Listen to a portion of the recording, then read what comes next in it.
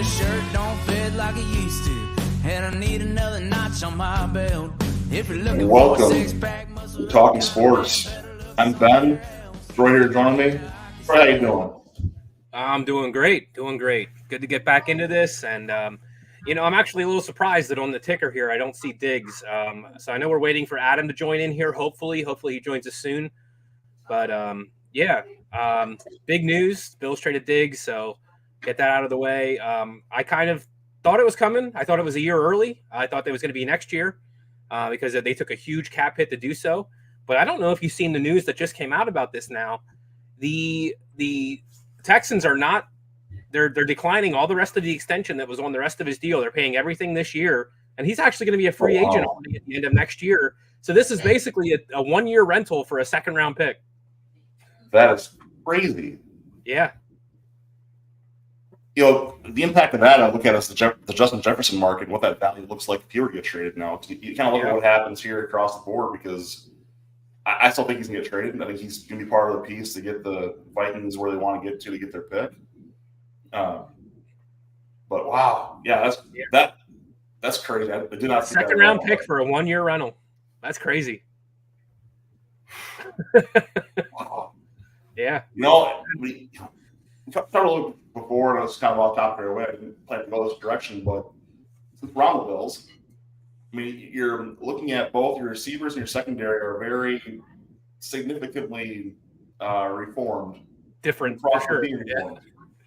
I guess for you as a Bills fan, you obviously shared a lot of positive opinions with us, but what do you expect them to do now? I mean, Poyer, White, on the secondary side, granted they are getting older. It's another time you got to move on to everybody. I get that.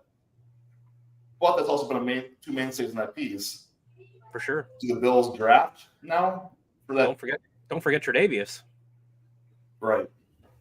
I mean, well, they did. They signed, re-signed Taylor Rapp, who I'm not a big fan of, to be honest. I mean, he's okay. He's passable. But I feel he's very reckless. I feel he's like a loose cannon. He kind of just goes out and throws his body around and doesn't care who he hits or where he hits them. And then they also signed, who was the guy that was just for I see there's Aaron joining us there. I thought that might have been Adam because I know Adam's going to be short on time. So if he ends up joining us, we can stop talking. Adam just at the time of those unfortunately. Okay. Hey, Bacon. There he is. What's up, fellas? Oh, you didn't know? So anyway, no, Mike, is it Mike Edwards? Who was the guy that played for the Bucs and then the Chiefs had him last year? Safety. Is it Mike Edwards? Is that his name? I can't remember. I think that's But anyway, that's who they got, and I think it's just a 1-year deal for him. So I do think that they're probably going to draft somebody. I don't expect to be an early pick. I think it's going to be somebody they're hoping they can develop. Or maybe even one of the cornerbacks they're not happy with. Maybe they're hoping they can transition him to safety, and that'll be a better position for him. I'm not sure. The reset was needed. Bottom line, the reset was needed. They've had this core now for 5-6 years, and just never able to get over to that hump. And as these players get older and these veterans get older, the money keeps rising for them to pay, and eventually at some point the skill diminishes. And that's kind of what I thought we were starting to see with not just the skill, but the injuries too. The injuries start piling up.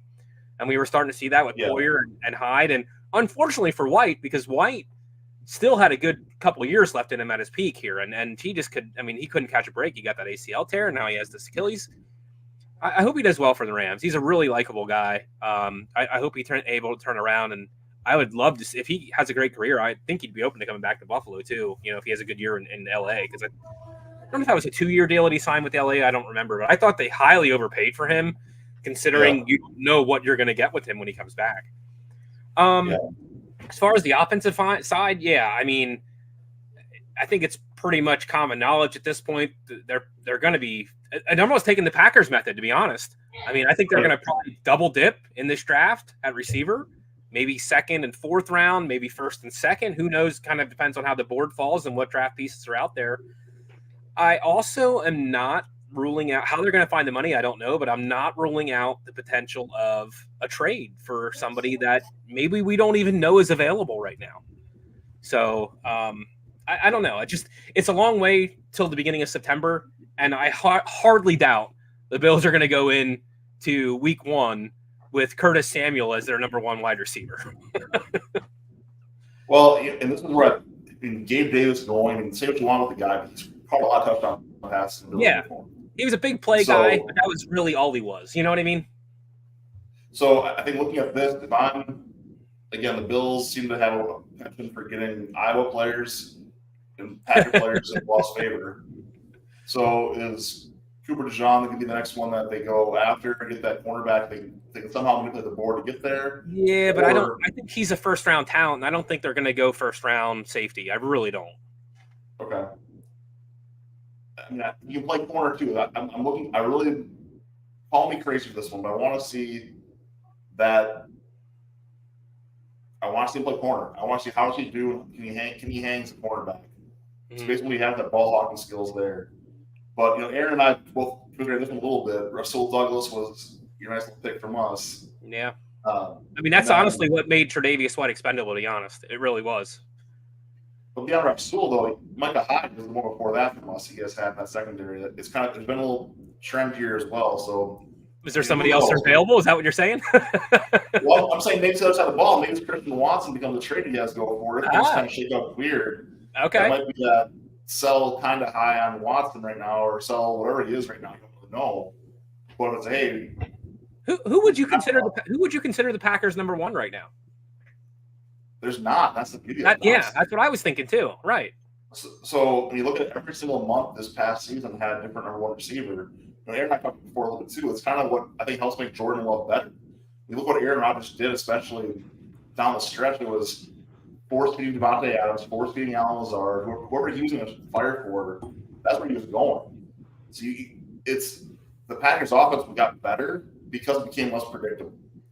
Honest question.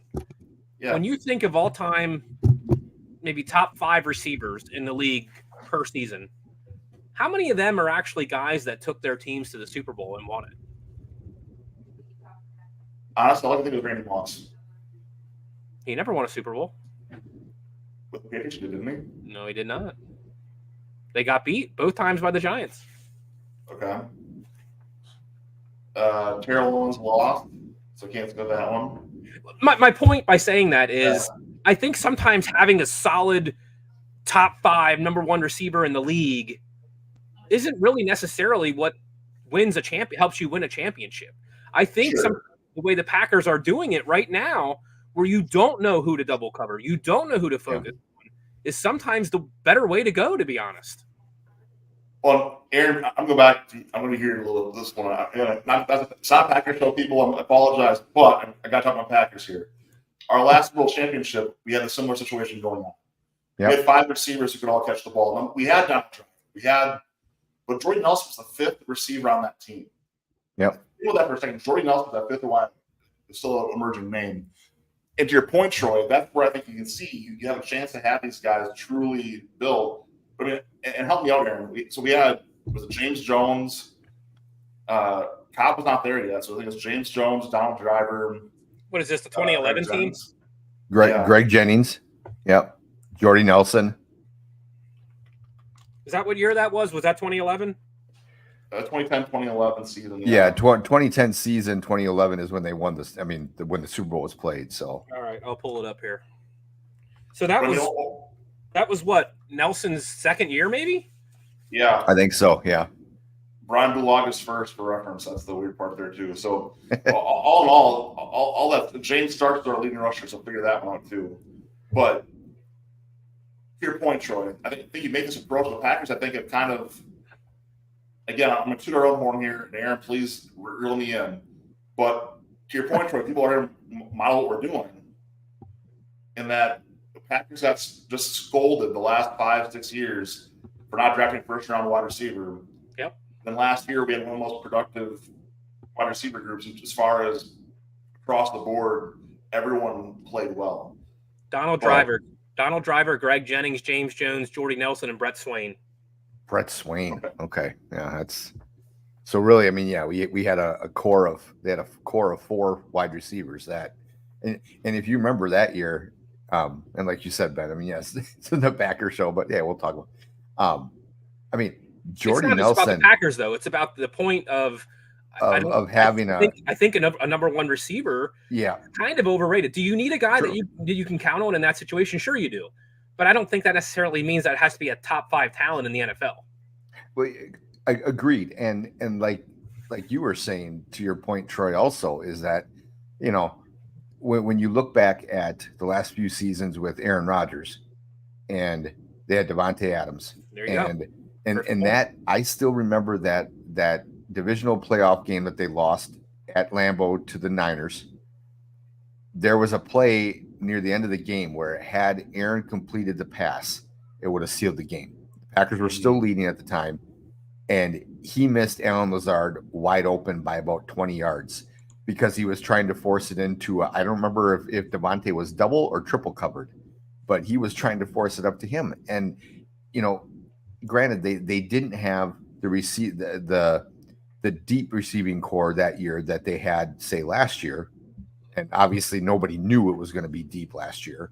Mm-hmm. But I felt like every week last year, especially when they got hot, once they were 3-6 at the time, and then all of a sudden they took off. That's right, when they traded Rasul. Yeah, exactly. So, but when they took off, I felt like from that point to the end of their playoff run there, until their loss to the Niners, every week there was a different. It wasn't like it was just Christian Watson every week or just Romeo Doubs every week. It was one week it was Doubs, one week it was Watson, one week it was Wicks, Reed, one week it was Wicks. I mean, it was like all these guys were stepping up at the same time and kind of clicking at the same time, which made it so fun. I mean, as a Packer fan, made it fun because you never knew you knew somebody was going to have a big game. You never knew who it was going to be, and so all these guys can develop together at this rate. I mean, is way better. That's way better to me than having a one like dominant receiver. And none of those guys were first rounders, right? None. No. Yeah. Well, wait, what was Watson the very beginning of the second? So Watson was second round, Reed's second round, Wicks I think was the 4th or 5th. Yep. Where was Doubs drafted? Doubs was like 5th, I think. Yeah, Doubs was 5th. Was he a 5th? Okay, all right. Yeah. So Doubs was Carson Strong's receiver in Nevada. That's right over there. So but again, where's my Rain Man music? Because good Lord. Anyway, but off the Packers, going to some different stuff here. We can move off this topic. We were waiting for people to see if they were going to jump in, so I thought we'd kind of it's good conversation. Sidetrack for a moment there. Yeah. UFL. Look, I talked a lot last year about the XFL. I know I really enjoyed spring football. Yep. Questioned the decision to kick off on Easter weekend, but I thought that was a little strange for sure. Yes, I agree. And to be honest, I watched a little bit on my phone while driving the van literally across the country. So I didn't see a whole lot, watch the scores. But what surprised me was the USFL teams on the weekend. And the only XFL team that won was against another XFL team. So kind of curious on what you guys saw watching the games. Did you guys watching, I guess? Probably a better question. I will tell you this. I didn't watch any of the games. I saw highlights. Of course, the crazy 64-yard field goal that the dude nailed twice. Yeah. He nailed it twice. I mean, that's crazy. So, man, it's just crazy to think to me, like, the NFL, some of these guys that are kicking in the NFL, you wonder, like, how did they get a job here? And then you have this guy kicking for the Michigan Panthers. I forget what his name was. Was it Reed or something like that? I don't remember. But anyway, 64-yard field goal, just like nothing. It's just crazy. Well, that wasn't the headline. He hadn't hit a field goal since high school. Something like that. Yeah. Because I think was he not playing soccer or something? Is that right? Or I believe so. Something Google that. I was just like, where does this even come from? Like, what is going on here? But just look at Brandon Aubrey last year, soccer player. I mean, true. I mean, maybe we're starting to see something here. I don't know. Yeah. Basketball I know players Chris at tight end, Jackie- soccer players at kicker. Back when So, Chris Jackie, not to bring it back to the Packers, Oh, since here you we bring go. up the soccer. Here we go. Oh no, it's not. Do we have the Packer counter? No. I'll get it No, going. but when you say that, Chris Jackie was always a soccer player, I believe, like when he was growing up, because I talked to him a few times, and he's still a huge soccer fan. He doesn't follow football as much as he actually does soccer, even though he played in the NFL. So, there's a lot of correlation, I feel like, between soccer players and then, they find a career kicking field goals. But I'm trying to remember if is it Pete Gogliak or something like that? Was he the first ever soccer style kicker in the NFL? And did he play for the Bills? I'm pretty sure he did. Does that sound right? Does anybody remember that? I have zero clue. I'm going to try Okay. to name the guy, but I'm sorry. I wish I did, but I have no idea. yeah, Okay. we'll have to look that one up. But to answer your question, Ben, first of all, I tried watching some of it, but not only I think did they make a mistake with Easter weekend. I don't think it was even as much Easter weekend as it was the NCAA tournament. Because I was busy watching those games, and it was like, oh yeah, that's right, the UFL starts this week. So I'm excited about the season. I didn't really catch any of the stuff, but when you talk about kickers, we talked about this before. I don't know if it's ever going to happen, but it would be nice to see, the UFL open it up to. I mean, I would have loved to seen Anders Carlson get a little extra reps. Maybe try to figure out a way to get some consistency with him. If I'm not mistaken, I think The Rock came out and said that he was hoping that eventually the UFL could become a starter league for the NFL. I mean, it kind of is now, but there's no association with it. I think he wants there to be an association. See, and I've never understood that. I feel like there's like a territorial thing with the NFL, and I'm like, they're not trying to compare. I realize that the USFL had that history back in the 80s. Yeah. But it's like that's over and done with, and you have a league that's trying to work with you. I guess I don't really understand why there's like this the problem with injuries, pissing match, this territorial shit. Injuries and salaries where it gets really hairy, I think. When you got contracts that's where I think your biggest, it has to be, right? Because I'm not going to risk my $10 million guy or my $8 million rookie to go get hurt playing in a spring football league. But you know what? They tried doing. I mean, for a while they did that with the World League. So I don't really understand why. Like, there's a history of the NFL being willing to do that. Even though the World League didn't with their name on it, though. Well, yeah. Oh, here we go, Pete Gogliak. Here we go. Pete Gogliak. Yep. So Pete Gogliak, and good he was drafted by the Bills, and I forget where I saw somewhere here. Gogliak is widely considered the chief figure behind the game's adoption of soccer-style place kicking. So, yep, there you go. Hey, does it talk in there though too about now that you mentioned that? I think he was one of the catalysts that got the two leagues to merger, the AFL and the NFL. Because now that I think about it, I don't know if you guys ever watched the ESPN, the 30 for 30s, but they had one called Al Davis versus the NFL. It was fantastic. Okay. Absolutely fantastic. Even if you hate the Raiders, watch that particular one.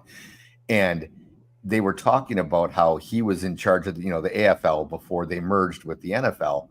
And they got into a pissing match with the NFL because they had kind of a rule, an agreement between the two leagues that they wouldn't try to sign each other's free agents. Like, NFL wouldn't try to steal any from the AFL and whatnot. And I believe, now that you mention that name rings a bell. I believe Pete Gogliak, the Giants maybe signed him from the Bills or from Correct. Yeah.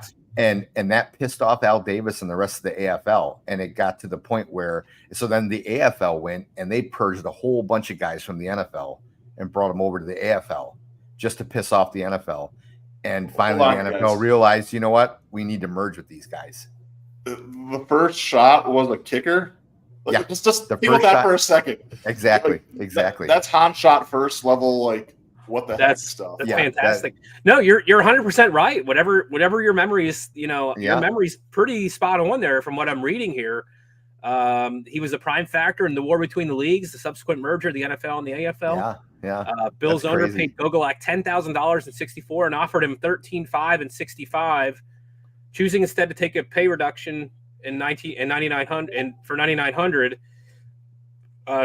He played out his option so that he could be a suitor for the Giants, playing the NFL's largest market. So and then I don't know about all the other stuff that happened after that, but But yeah, definitely it seems like he was the first guy for whatever reason that I tell you what, if you seriously, if you have a chance to watch that 30 for 30, it's awesome. I mean, just to hear, and some people that hate the Raiders, they'll say that Al Davis was just freaking nuts and psycho and paranoid, and other people, I'm kind of in the latter group. I think the NFL had it in for Al Davis for whatever reason.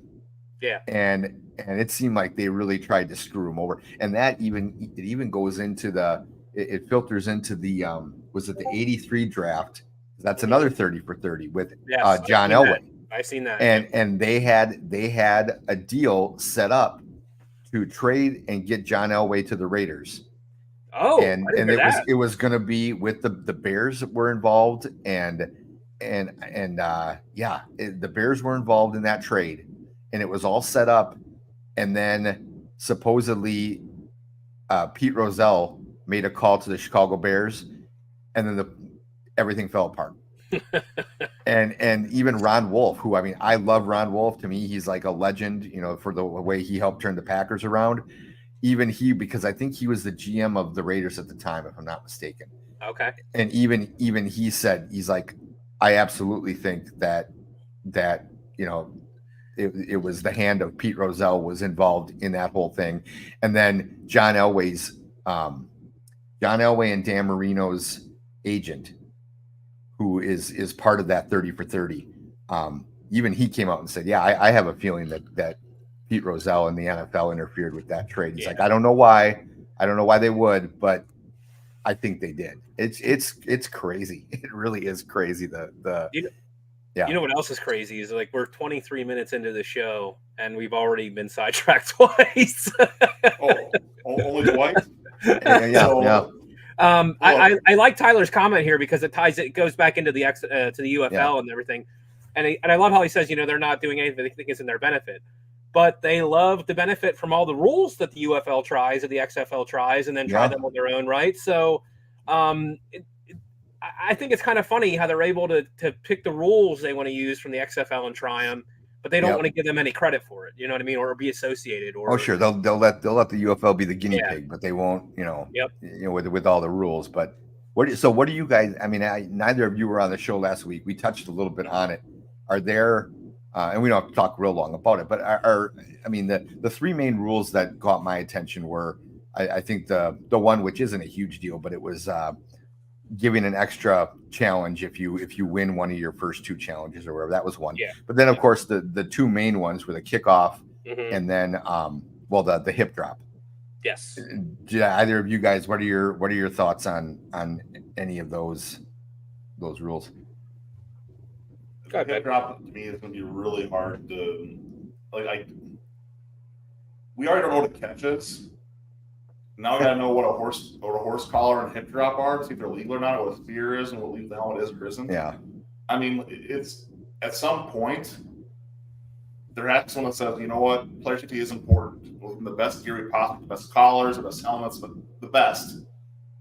But you're playing football. I mean, again, I'm not the guy who says just put plays on. That's not who I am normally. But at some point, that's what we're going towards, right? It's going to become who are the fastest guys. You're going to take the guys like myself, 6'7", 300-pound men out of the game because you can't hit anyone. So what's the point of a big guy? Strength doesn't matter anymore. It's because of speed. Yep. And scoring is all people care about now anyway, it seems like. So you're making it so hard to play defense. You're going to see it where it's going to be. It's going to be 10 Mississippi with the counter before they can rush the quarterback. I mean, what? It's. Yeah. I don't know. It feels very weird to me. I hate being that guy, but I'm going to be that guy right now where the hip drop I get is getting people hurt. Kind of like catcher closest to the plate for blocking a base in baseball. Mm-hmm. I mean, it's sorry to say, it's part of the game. Yes, guys get hurt. It's a risk they're taking, playing the position, doing the game they're playing. Yeah. I mean, I don't know. To me, let the sport be the sport. There. Now, other one of this one. I love the kickoff and the extra point rules they have in the past. I also like the UFL's where 4th and 20 is an onside kick. Yeah. Because the league has done everything in their power to take onside kicks away from the teams as an option. So give me a chance to actually have the 4th and 20 is not a great chance, but that defense cannot hold. Automatic first downs happen. It feels like every week in the next NFL last year. Well, I think if I'm not mistaken, I think you're still going to be doing an onside kick if they want to, but you have to announce it before the kick that's what you're going to try to do. Because I don't think they're taking the exit rule as far as that goes with the 4th and 20 or whatever. If this makes you feel any better, Ben, I kind of had the same exact feelings on you on the hip drop tackle. But then I was listening to a podcast, and they said there's, on average, less than one of those hip drop tackles per game. Like it happens so few, and those are even questionable ones. Those are ones that maybe would have been called, maybe wouldn't have been called. See, and supposedly there's like 5 or 6 parts of that rule that all have to happen for it to be considered a hip drop tackle. See, and I think, and right there, Troy, you hit on it. Like, Ben, you brought up the whole horse collar thing, and to me, horse collar, like, that's an obvious one. Like, you can look, okay, is his hand inside? All you have to see is his hand is inside the jersey and he's yanking it from behind. That's it. For this hip drop thing, there's like you said, 5 or 6 different things, and they all have. It's like trying to align the moon and the and Venus, and it's like, what, like you're like, I get it. I get that when these tackles happen, there is a higher risk of serious injury, like with Mark Andrews and all that. But at the same time, it's like we're giving these referees one more thing that they have to try to figure. Like, how many times is this going to be called? And we're going to have a 5-minute delay in the game because these referees are all together. Well, wait a minute. Did this happen? Did this happen? Remember these things? Like, I just, like you said, Ben, I agree. At some point, we have to say, look, player safety is important, but this is football, and injuries happen. You can't. You can only do so much before it literally is like flag football. And I realize it's easy for 3 of us to sit there and talk about, and the guys that are Ryan and Tyler that are commenting, it's easy for all of us to sit here. But then again, this is the same league that's also adding a Wednesday night, or a Wednesday Christmas game this year. Yeah, exactly. and you're all worried about player safety, but we got to get games in on Christmas. It's like, guys, really, how real concerned are we about player safety when we're doing all this kind of stuff? They said, oh, well, it's going to be a team that didn't play no sooner than Saturday the week before. Okay, so what? Like, look at the product that goes out on a Thursday night every week. Yeah, it's more than like 7 times out of 10, it's a shit game, right? Oh yeah, honestly.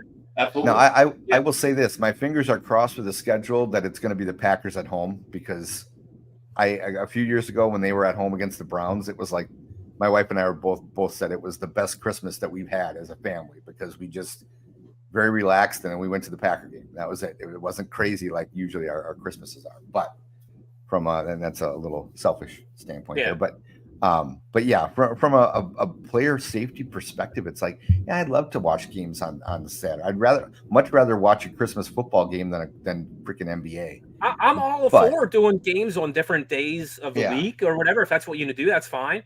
But just make sure there's at least like a 6-day window before that next week is played. Then, you know what I mean? Like, give them a fair amount of time. Like, I'm sorry, 4 days is not enough. It's just not.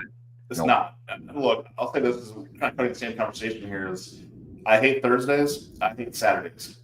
Yeah, I hate them. I don't mind Saturday once in December. Give me past the conference championship games. Give me past, like, let college football have their thing. That is your biggest feed. That is a huge deal. The Southeast loves football. Stop trying to piss in their cereal. Let them have their freaking Saturday. Yeah. NFL fans, go watch college football. It is a good product. It is a fun product. I will say this: the NFL is usually pretty good about not scheduling the Saturday games until college football is pretty much out. Yeah. Yep. So, But that's what I'm saying. But still, I don't like altering schedules. And now he's not a Viking. I can like him again. But Kirk Cousins, the guy is an absolute machine of routine. When you look at the guy's like numbers on non-noon games, it's like he could have hit prime time games to save his life for so long. Yeah. So thank you, Tyler. Thanks, Tyler. It's there's something to that though. The guys have started a time going from noon to 7 or 1 to 8 if you're on the East Coast. Yeah. I'm at throwing a guy off and say, hey, you're gonna play Thursday now. Yep. That's a big deal. Yeah, it is. And I agree. That's body recovery. But anyway. Yeah. So anyway, back into the UFL. I mean, first week I didn't really get to watch too much. Doesn't sound like any of us really did. So let's give this a couple weeks, and I think we can come back to the UFL and see how that's looking out. But I mean, it looks like there was some decent games. Like I said, the Michigan Panthers there had the game winner, 64-yard game winner at the end. So yeah, I say we revisit this topic in a few weeks and see where we're at. But either way, I want to see this league succeed because I think there's a market for it. I really do. Well, I think it goes back to arena football. We talk about TJ a lot, and I think that there's football is best when you have. Again, this is obviously biased from a Buffalo fan and Packers fans. It's best when you have a grassroots local buy-in. Mm-hmm. Minor league baseball, minor league hockey, like you get that true you're a Hershey Bears fan. Yep. You don't give a rip about the Capitals, but you love the Hershey Bears. Like those kind of pieces are important. I think that's where I look at this at the UFL now having XFL pieces to this. You have home stadiums, you have home fans, you can have that grassroots passion. What makes college football great. That like deep-seated love and hatred for their neighbors. I mean, give me more Iron Bowls in pro sports again. Packers, Bears, Ravens, Steelers. And who doesn't want to see the DC beer snake? I mean, come on. Absolutely. And for Christ's sake, please let St. Louis just keep their team for as long as they want it because those poor fans. I know. Those guys. I mean, screw the Cardinals, but the Battlehawks, I'll give you some credit, you guys. That's fine. But, speaking of the Cardinals, off the better start than I thought they'd be so far. But opening week of baseball, we've had some. I mean, Mookie Betts looks like he's going to break every record in baseball if he keeps going the way he's going. I'll say he's off to a freaking tear. Some of the Tigers, they finally lost their first game today. But who would have thought going to the season, the Pirates, the Brewers, and the Tigers, the last teams to lose a game? Yeah, I mean, just crazy to think about. But Yankees, they've only had one loss so far. I mean, I guess that's not too much of a surprise, but maybe a little. I don't think anybody expected them to be that hot right out of the gate. When the Astros can't win at home, they're worse than the A's at home somehow. So it's actually no, they're not. They're 2-5. The A's are 1-6. So. Okay, sorry. Going back to last year, there was like it's like a 10-win disparity between like the last half of last year for the Astros home wins. Really? Wow. It's something crazy like that. But anyway, that includes being swept by the Rangers though, right in the playoffs. So it's at home. So that's why they beat all 4 games at home. Anyway. True. So yeah, the Astros, you go bang the trash cans and have fun being trash. Sorry, TJ. But anyway. But look, I'll say this though. Looking across the league right now, we have some fairly big injuries already. We've had some teams that you can see are already heavily affected by injuries. We also have some guys really showing up and showing out a little bit. Troy, with that said, I know you've been watching some. Amen. Who's standing out to you so far? And besides Betts, who's standing out to you so far? And who are you excited to see keep getting better? Man, who's standing out? Boy, you really put me on the spot there. I'll tell you what. It's not that hard. Yeah. I was really surprised by Kelnick, his start to the season, because he had a terrible spring. And then he came in and he's doing a nice job in the bottom of the order. On the bad side of Max Fried, what the heck was that outing? My gosh. That was terrible. Did not expect that. A no-hitter, Blanco from the Astros. That was pretty cool. I mean, he's 30 and he only made his big league debut last year, I think. Right. So, I mean, another arm to that team, that's kind of crazy. So, what's his name? please, The guy that just went to the Yankees, Soto. I mean, how about that for an opening day debut? Throws a guy out at home to save the game. Unbelievable. I mean, that was pretty cool.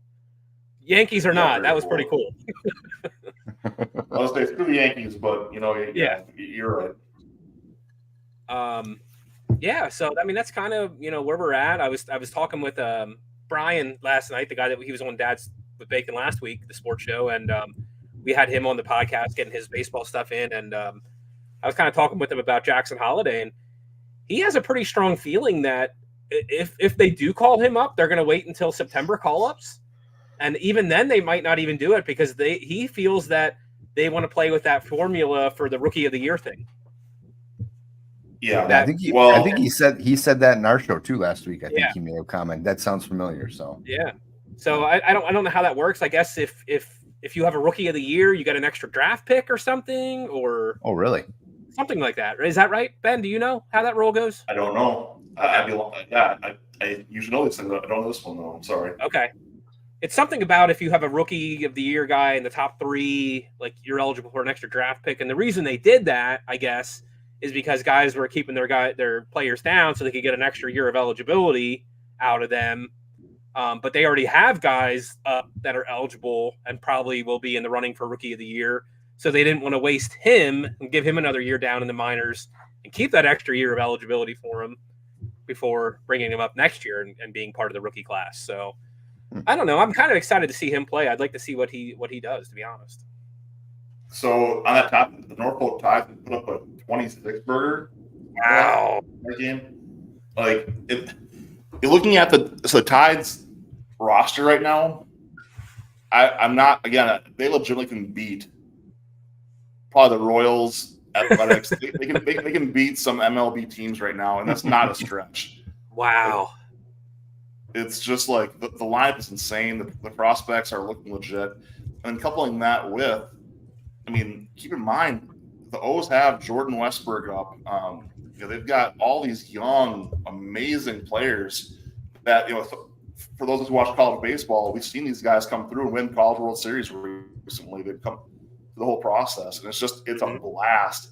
And I'm fortunate enough to have, a lot of friends in that, DMV sports market that are Orioles fans. Mm-hmm. And it's just kind of cool seeing how this team really came together, where these guys were suffering for quite a while. We've all watched enough baseball. The Orioles were bad for a good bit there. And in fact, Brian and I were just talking about that last night. I think it was 2018. They had like 113 losses or something like that. It was Well, having to eat, looking at Chris Davis's contract, having to watch Adam Jones get traded away, all those things all added up. Now you look across. I mean, Gunnar Henderson and Jordan Westburg are right now playing shortstop and second base, with Ramon Urias at third for them. I mean, I assume they're going to move Henderson or Westburg over to third base to let Holliday come up and play short when that does happen. But think about that trio in your infield. I mean, even a passive fan knows Gunnar Henderson, Jordan Westburg, and Jackson Holliday are the future of infield hitters in Major League Baseball, and they're all on the same team. Yep. That's not even talking about who they've got right now in their outfield, both actively on the team as well as coming up. Second-hander. I mean, Colin Cowser. I mean, you go into Austin Hayes, Cedric Mullins, Jerstad in the minors right now. This is just, I mean, the Orioles. I mean, Rushman's one of the best hitting batters in the game, And he's so young. And he's a good pitch framer. And. This is a fun. And now with Burns, they have a legit number one now. Well, and that's looking at on top of that rotation, Rodriguez, Wells, Kramer, John Means is hurt right now. So is Kyle Bradish. Yep. This is a deep rotation here. It's just absolutely insane what they've done with Craig Kimbrell closing games. No, that part scares me, to be honest. I what doesn't, though, is am that not sold on Kimbrel. Ever since he left the Braves, he's not the same guy. He's really not. But what I like, though, for them is that they still have 6 other guys in that bullpen right now who can close games if they had to. Like, this is a very, very good team.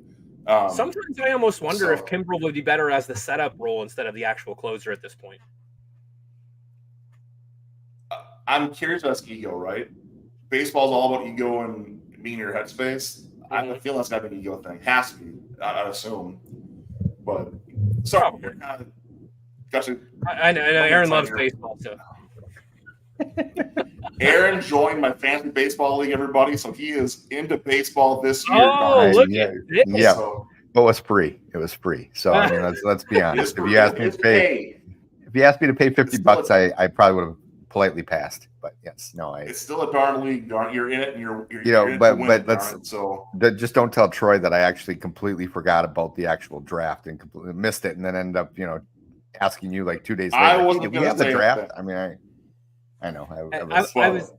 I was liking this, Charles, because I know where you're going with this, and yeah, I mean, yeah, the Braves are number 1. We know that the Orioles are number 2, and to be honest, that was my World Series prediction this year. I got the Braves and O's in the World Series, so I think we can all agree on one thing.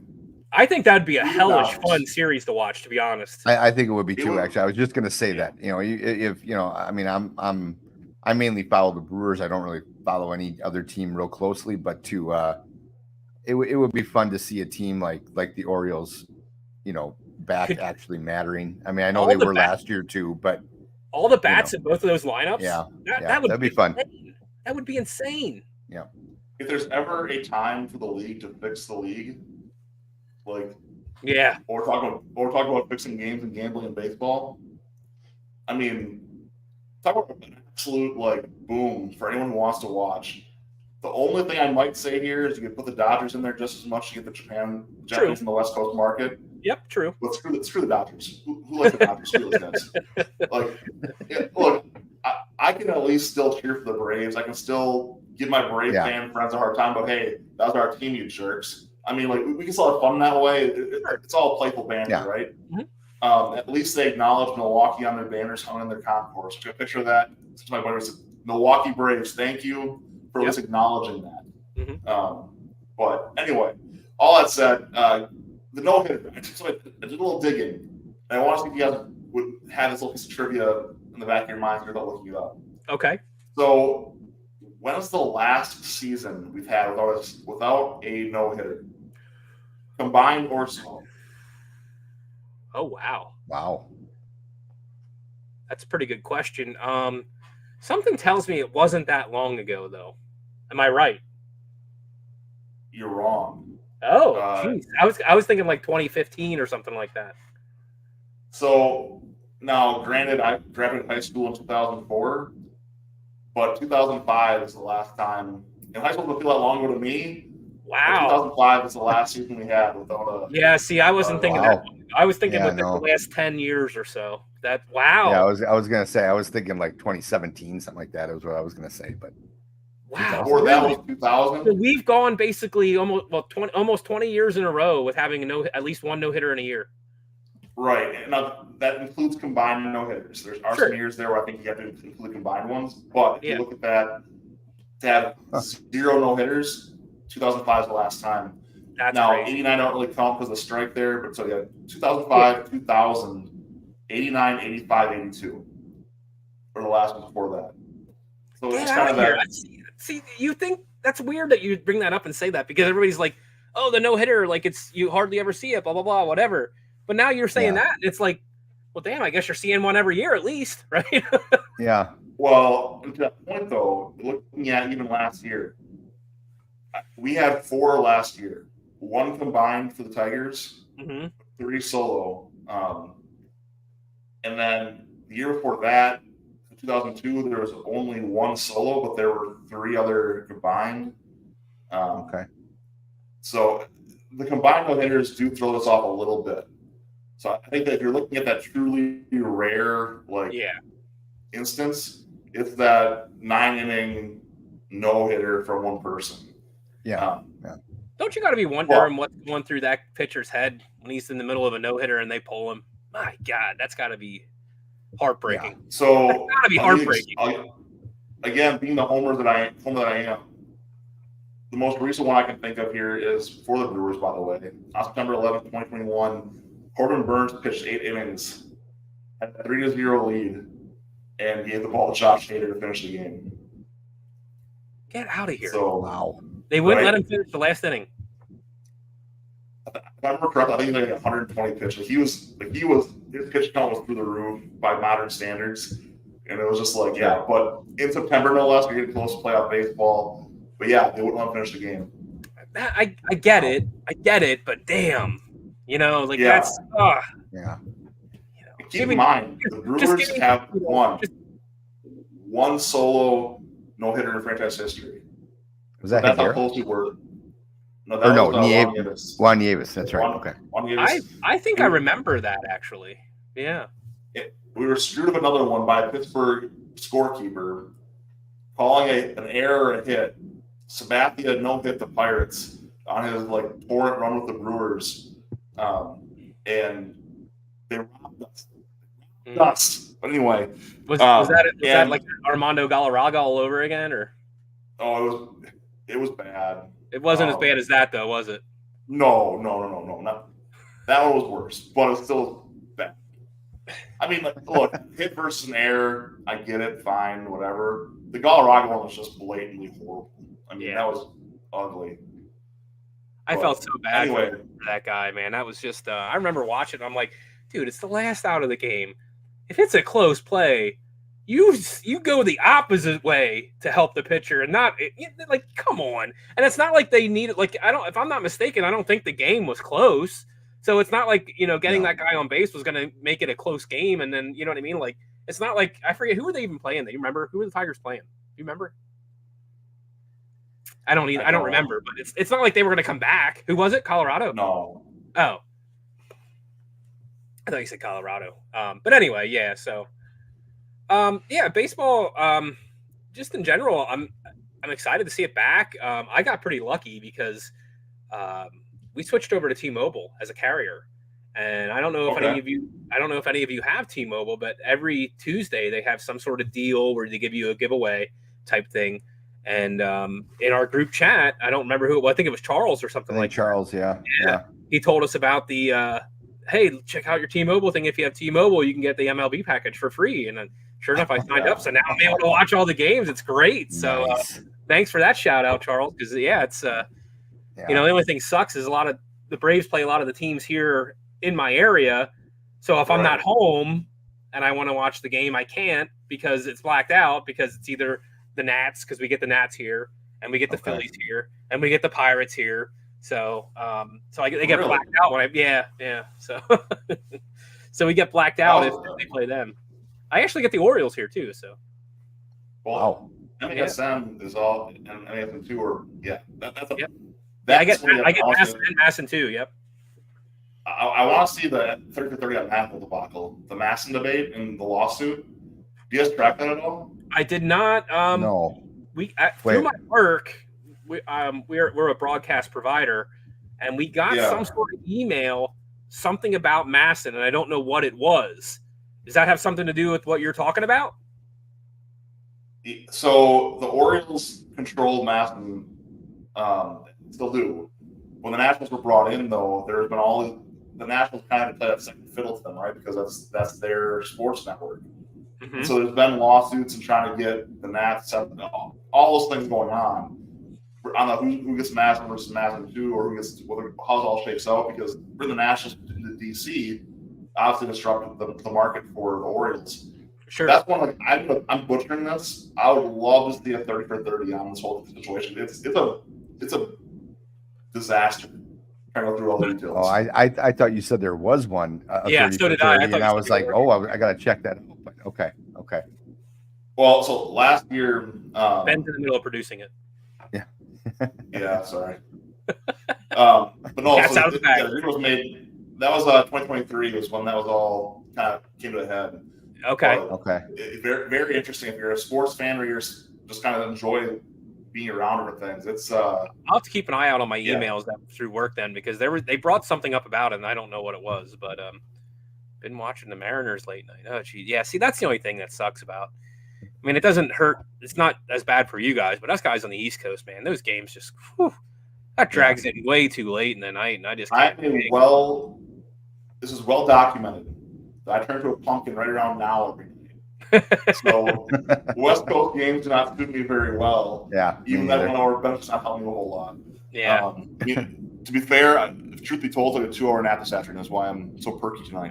There you go. I didn't know if you got your. I can't take naps, or I feel even crappier afterwards. Yeah, see, I agree, Aaron. I'm kind of like that too. Like, sometimes I'm worse off if I lay down and fall asleep for like an hour, because then I wake up and I feel even more tired. Oh yeah. That's. Well, I was like 5 hours sleep last night. I need my 7+, or else I'm crabby. I don't feel right. So it's like every day for you. Well, Heyo. Believe it or not, you gotta get my bright side, imagine my dark side. So baseball. Right. Here we go. What's next on the agenda? What do we got? Final Four. So the Final Four on the men's side. Look, I mean, I think that Bama and NC State screwed all of us, unless you're their fan. And Tide fans, stay where you are. It's hell enough in Alabama. You're good. Hey, whoa! You jumped right over that. They got Nate Oates as the coach there, and I'm a big UB fan as well as a Michigan fan, and that's where they got Nate Oates from. They got him from UB. He was there under Bobby Hurley. Bobby Hurley was there at UB, and then he went to Arizona State, and then Nate Oates got the chance to take over from UB when Hurley left, and then Nate Oates left them just a little bit. Well, it was probably about 5 or 6 years ago now at this point, to go down to Alabama. So I'm kind of rooting for Alabama a little bit just because of Nate Oates. I like him.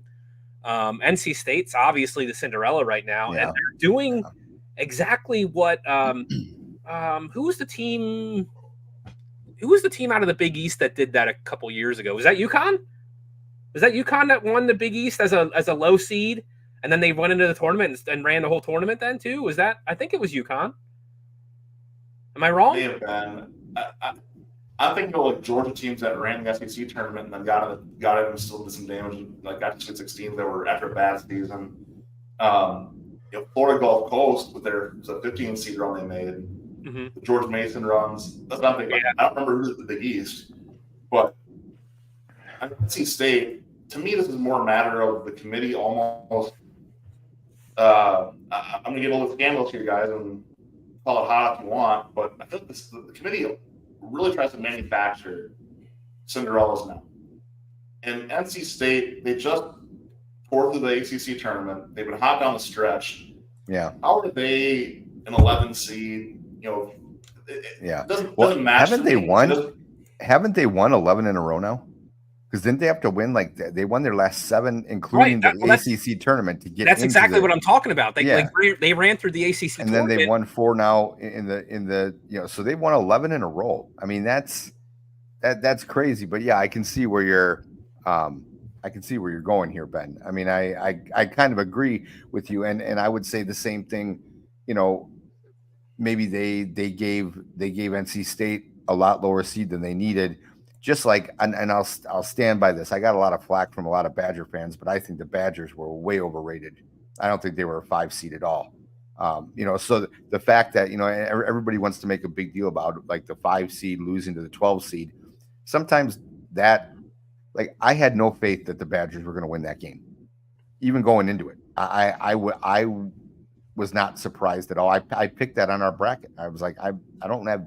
Even though they had a decent showing in the Big Ten tournament, obviously, and I shouldn't say decent, they had a very good showing, but like, I don't know. I had a really bad feeling. And then when I was watching and I know this is a couple weeks old, but when I was watching the selection show, and right at the very end, I can't remember who it was, Clark Kellogg or one of the guys made a comment about how, watch out for James Madison. I think they're one of the hotter 12 out of all the 12 seeds. They're the hottest one right now. And I thought, shit, that's it.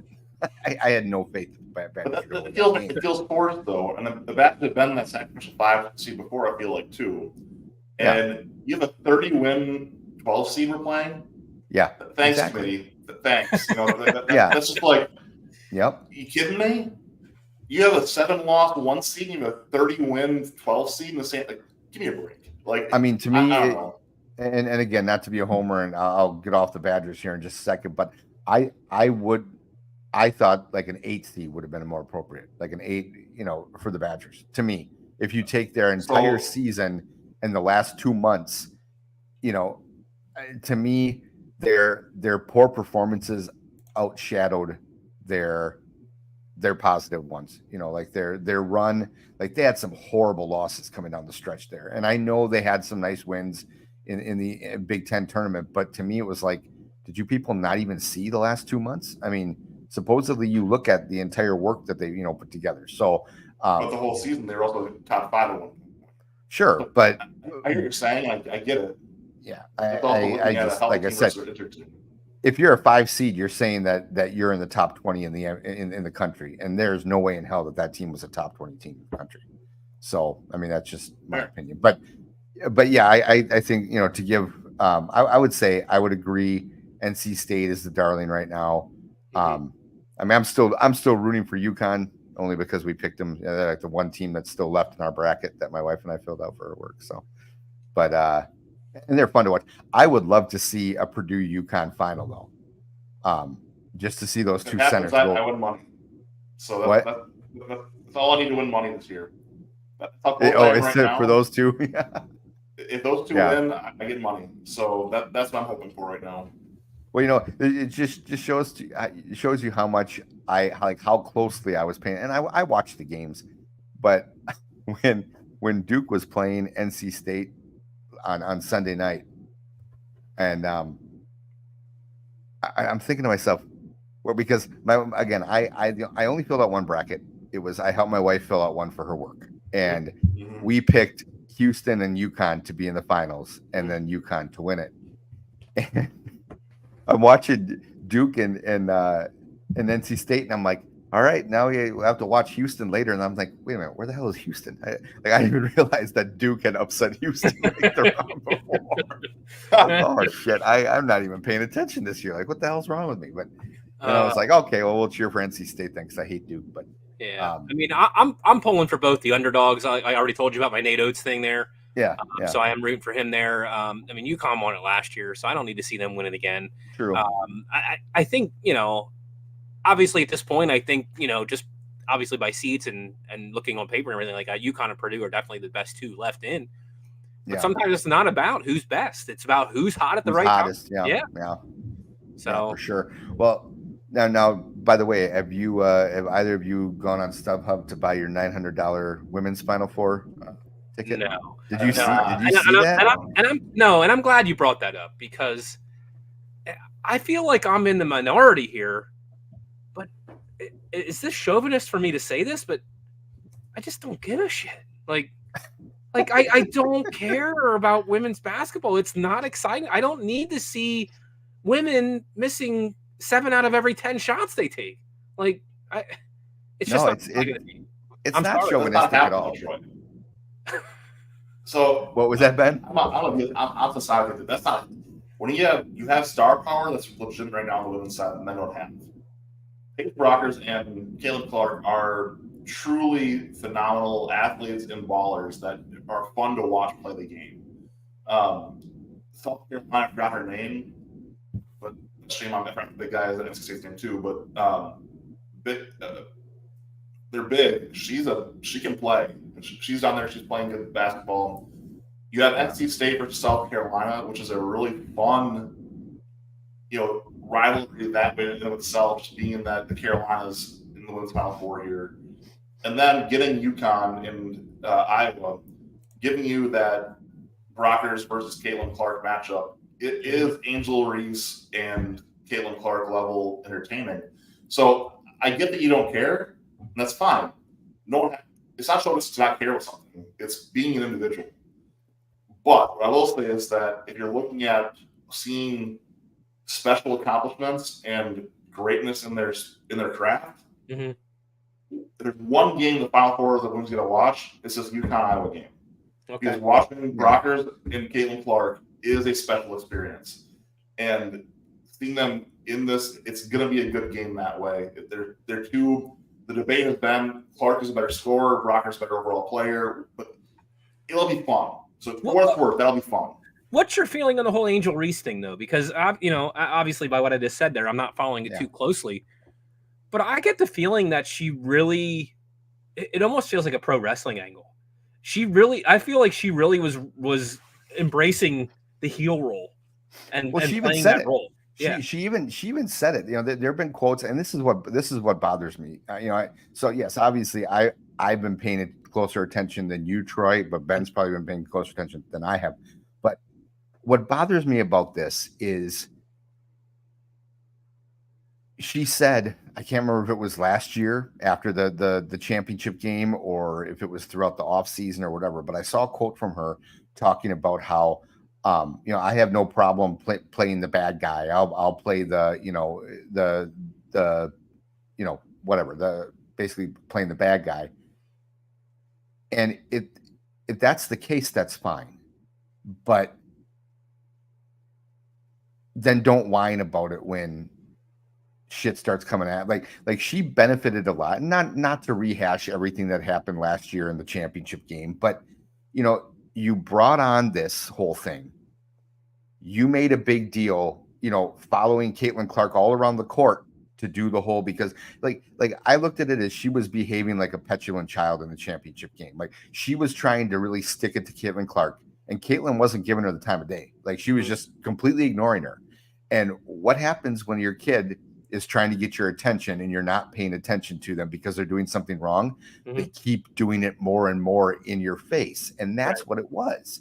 And so like, to me, that whole thing would have been more entertaining from a trash talk standpoint if she had, made a big play in the championship game. And as she's like kind of, backpedaling down the court, maybe looks over at Caitlin, does this little thing, and then kind of winks at her and smirks, and then, turns away, and that's it. And then you go, oh, touche, gotcha, okay. But you did it, and when she didn't look at you, you followed her all the way to her bench and kept like trying to get in her way to get her to notice you. Mm-hmm. And I think that pissed people off more, especially Iowa fans and Caitlin Clark fans than anything else.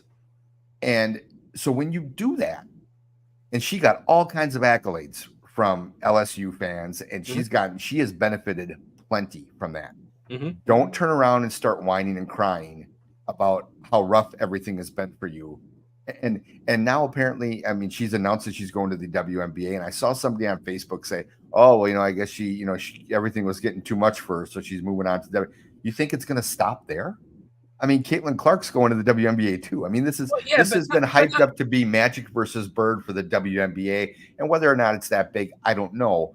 But I do know that Magic and Bird didn't need all that other, extracurricular shit. That's a fast, my friend. No. They didn't. Ben, knock it off. They didn't. I don't remember. Larry Bird wasn't doing this. Go to your room, Ben. No, but I'm just saying they didn't. There was trash talk. Absolutely trash talk. Larry Bird is a Hall of Fame trash talker. No, I get it, but I think what you're saying is it wasn't made public, right? Thank you. Well, it wasn't. Well, yeah. I mean, times were different. There wasn't social media. I get all that, but I didn't feel like. Tell me, Ben, how it was the same as Magic and Bird. Like, what extracurricular crap like that did you see Magic and Bird do? Other than there's trash talk. Trash talk is different than showing someone up. To me, it is, at least. Trash talk is gamesmanship. You're trying to get in someone's head, and that's fine. I have no problem with that. What I had a problem with, and what I think a lot of people did, which kind of made this whole thing escalate, is that you took it to another level, but then you want to play the "oh, woe is me" victim girl card when, the shit hits the fan, and all of a sudden, you're not the darling because the darling is moving on to the Final Four and you're not. And that was the issue that I had. So Ben, tell me where I'm wrong, and then I got to get off here pretty quick, guys. But okay, good, yeah. Aaron, I'm not going to tell you you're wrong. To be clear, I'm not. What I'm trying to tell you is that there was Troy. I've had a rough year. Okay. Sorry. Go ahead. We love you, Bacon. We love you, Bacon. No, it's so what I'm trying to say here is that Bird and Jordan, there's no short of documentation at this point. They talk shit with the best of them, way more offensive than doing this to somebody. Like, I don't know what you want to say. Those guys were not saying just, hey, but talking, nice shot, idiot. I agree, but talking shit to each other doesn't bring the public into it. We're doing something like this that everybody sees brings the public into it. But your apples and oranges, though, in this regard. You go from, let's say it's 1990 to 2024. 34-year difference in what just watch a game from 1990, any sport. You have like 2 cameras there. Yeah. You got wide angles. You don't have the same HD. Everyone's got a smartphone out, everything anyway. Yep. So, and Jordan and Bird were men, not children. And say what you want. College kids are still children. Yeah, but hold on though. To your point there, Bird and Magic started back when they were in college. I mean they started about the same time as this whole thing started. So they were about. I mean, Bird might have been a little older because he had left and gone back to college when he was older. But Magic was like what 19 or 20 when he beat Bird in the NCAA championship game. So 79, right? They're pretty much the same age as Caitlin Clark and Angel Reese are. So the age thing to me doesn't wash. At least when you're talking about this, I'm just looking at Magic and Bird, Magic and Bird, because that's who these two are always have been compared to like, well, since the championship game last year, they're like, oh, this looks like Magic and Bird, for the ladies version kind of thing. But I guess again, we'll agree to disagree on this, Ben, just because, sure. Like I said with Troy, what his point, there's certain visual things that everybody can see, and the media picks up on, and of course they're going to run with it. I feel like if all this was Angel kind of walking by Caitlin and whispering or like mumbling something to her or saying something to her, it's a whole different story. But it's the whole like, I'm going to keep walking around in your face and doing it. And let me be clear for anybody who ends up watching this and thinks this is I'm not a fan of the whole stupid can't see me thing. I didn't like it when Caitlin Clark did. I thought it was stupid. Just show people up. I'm going to go back to the movie Coach Carter. And there's a scene, if you've seen that movie, I love that movie. There's a scene though where what the hell is the name of the school today? Richmond.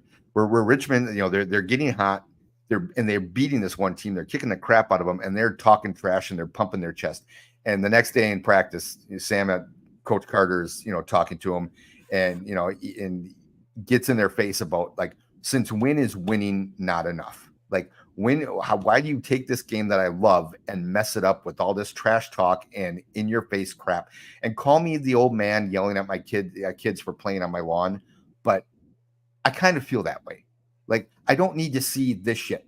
Go to the WWE. Take that there. That's where it started with John Cena. Take it back there. I don't need to see it. Just hit your fucking 3-pointers. That's it. I'm sorry, and pardon my language, but it's like, hit your 3-pointers, and that should be enough.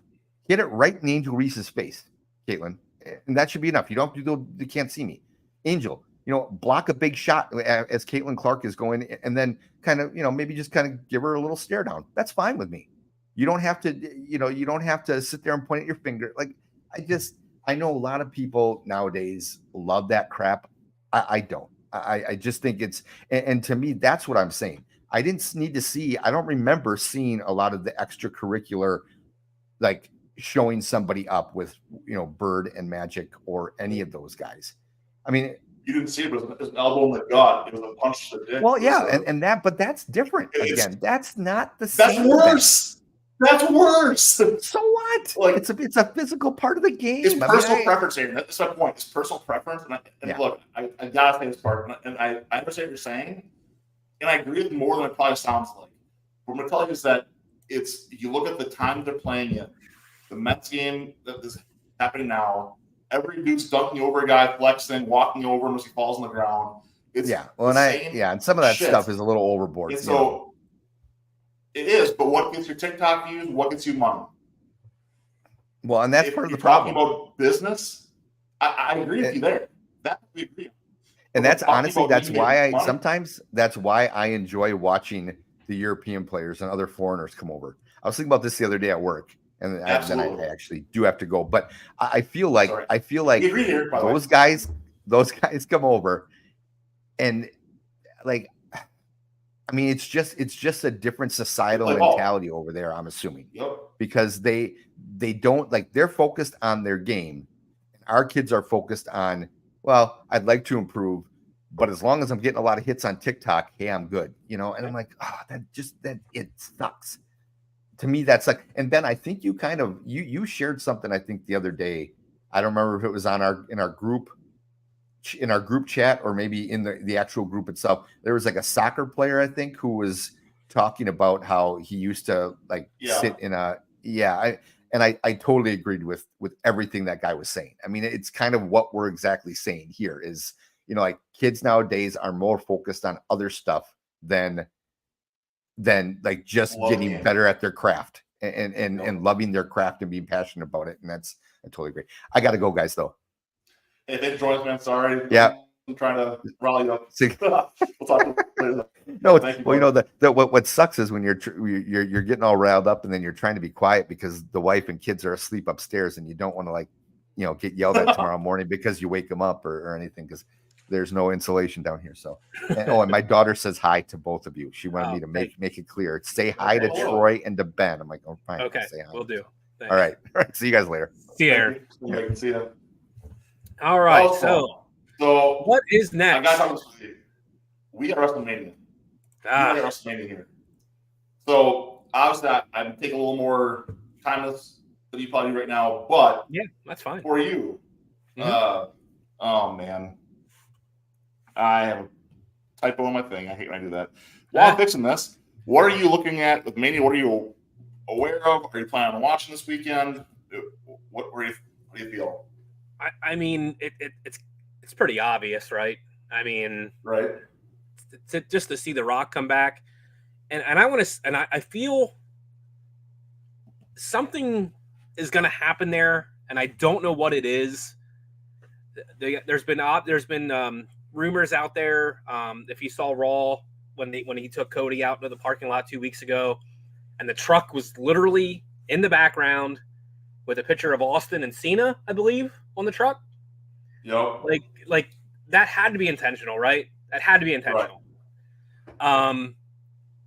So I'm curious, does Austin come out and help Cody and Seth somehow win that match? Therefore, there's no Bloodline rules.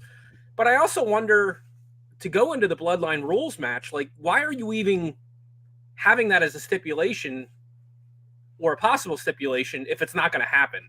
Like, why are we even mentioning that? So you almost got to think that maybe it is going to be Bloodline rules, because why else are you even bringing it up? Well, I think it's part of the point, though. The Bloodline built to be this unstoppable force at this point. There have been Steve Austin teasers of him being backstage recently also. Oh, okay. So there's pieces here that says Austin could, I mean, is it any more than a stunner to The Rock? Probably not. But, I mean, if it goes Bloodline rules, it might even just be a walkout to distract him, right? But look, if Bloodline rules happen, so it also helps Cody. Because now you're talking about anybody who come out who's been hit by the Bloodline. And by the way, half of this card has sworn their hatred towards the Bloodline. So, I mean, these guys are all here. You could literally see the whole locker room come out in a Bloodline rules match and take the Bloodline out. And it would be a finish the story, finish the Bloodline story, finish Cody's story moment. Yep. Then all that can happen, and Priest would cash in and just crash everyone's dreams, and I'll be laughing my butt off all the way to bed. I think, but look, there's a lot. That can't happen. That can't happen. That's why it can. That's why it can. So I was talking with my cousin most recently too. When we were going back a few years ago, I said, who are the two people that they could never turn heel in WWE? At the time, it was Bailey and Sami. They're too far over as baby faces. You can't turn those two people. And now they've gone fully both directions. They were full-blown heel. Now they're both baby faces coming into this WrestleMania. Crazy. So, I mean, the majority. I mean, is it not pretty much common knowledge that any of the top baby faces always had a good, strong heel run first? Almost all of them. Right. And I mean, maybe Ricky Steamboat is probably like the only exception. And Sting. Yeah, I mean that's it, right? Being a heel, being in the babyface Wolfpack, but yeah, right? That's the. And I guess his little TNA run there when he was with the Main Event Mafia and all that and whatever. That's true. Yeah, but still, I mean, that wasn't a memorable part of his career per se. You know what I mean? But yeah, I don't know. I haven't been this excited for a card in a while, just because. I mean, The Rock's promos are definitely not what they used to be, but he's still so captivating on that mic. He really is. And I feel like he's kind of been at a loss for words lately. And I feel sometimes, and I don't even know if you guys were talking about this on your creative show the one day, sometimes I feel like he's saying stuff in 15 minutes that could be said in 3. He just keeps kind of repeating himself and repeating his point. And so I don't know that I'm a big fan about that, but he's just so darn entertaining. Did you see the clip I shared today with the Facebook group? Yep. He's in Philly, and he's just taunting the Philly fans. Oh, I love it. I was watching Jalen Hurts get knocked out of the playoffs again. That's so good. Like that, he's just so good. Another match I'm really looking forward to, and I'll you're not afraid to admit this. I'm a big KO fan. I love KO. Yep. And I think this could be a steal show, a show stealer. I really think it could be. Mm-hmm. Right? You got your mainstay Randy Orton there, who's perfect on the psychology of everything, knows how to set everything up in the match. You got KO, who can do just about anything. He can, and then you got Logan Paul, who's definitely going to get high spots in there. Like I think that match has potential for maybe match of the night. Honestly, I think it's going to be a very good match. The thing that is interesting here, again, going to some wrestling history, KO does not want that belt because he does not. Right now, he gave it up last time. He did not want to pass Owen Hart's days holding the U.S. title. Get out of here. So this is where Owens. If I had to bet, Kevin Owens is not winning because he does not want to pass Owen Hart for the days of reigning with that championship. That being said, Randy Orton makes all the sense in the world to me here, as far as letting him go out there, beat Logan Paul. He can have a Grayson Waller and Austin Theory thing again with the U.S. title on the line, whatever. But Randy's babyface work lately has been gold. Like he's actually for years now, I've not been a Randy fan. It was boring. It was the grumpy old curmudgeon, like whatever. I like this Randy. This is a fun Randy where he's his actual personality come out. Yes, 100%. So, you could tell from the moment he came back. Like when Rhea Ripley popped out, he's like, "Daddy's home." You know, like, yeah. I mean, that was just, I'd never heard him do anything like that before. Like, and I was just like, oh, "This is different. I like this." You know.